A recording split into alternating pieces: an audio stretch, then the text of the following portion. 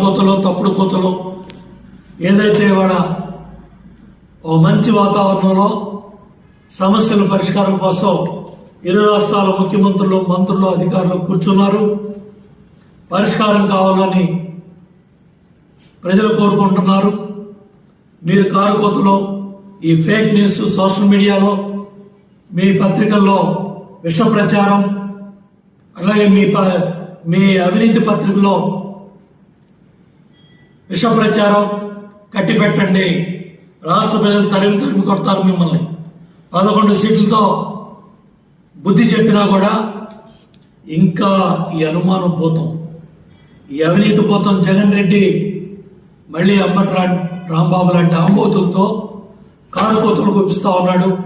Polavaram dam అంటాడు, diaphragm wall అంటాడు, ఓ పక్కన తెలియదు అంటాడు.